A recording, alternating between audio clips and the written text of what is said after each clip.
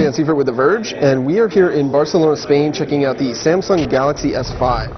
This is the company's latest flagship smartphone. It really looks very similar to the S4. It's got a very similar design language with rounded corners, a metal trim alongside. The only major difference with the hardware here is actually on the back. The back features a new soft touch finish with a dimpled pattern.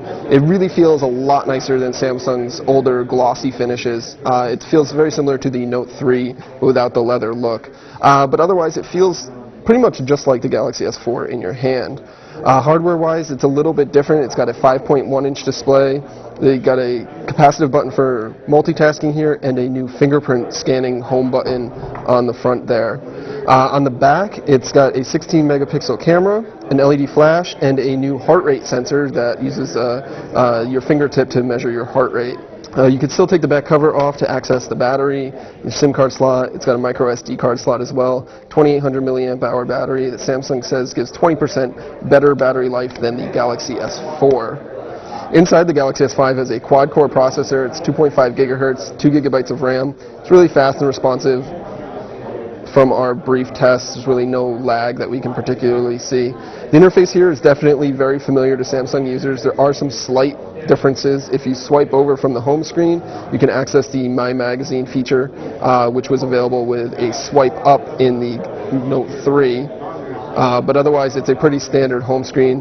The settings menu looks a little different. The tabs are gone for a more icon-based approach, and it is running Android 4.4.2.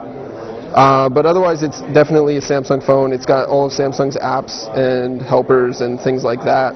The new thing here is S Health has been greatly improved. In addition to the heart rate sensor on the back, it's got a new exercise coach and pedometer, things like that, and it has the ability to be expanded with third-party apps that can tap into an SDK that Samsung will be releasing soon. The heart rate sensor uses the sensor on the back here, and you just place your fingertip on it, and then it will give you a reading for your heart rate in about 5 to 10 seconds. You can see my heart rate there. Samsung's going to be releasing the Galaxy S5 in a variety of different colored backs. There's blue, black, gold, and white. Depending on which market they're going to release, depends on which color will be available. Initially in the United States, we're going to see the black and white models.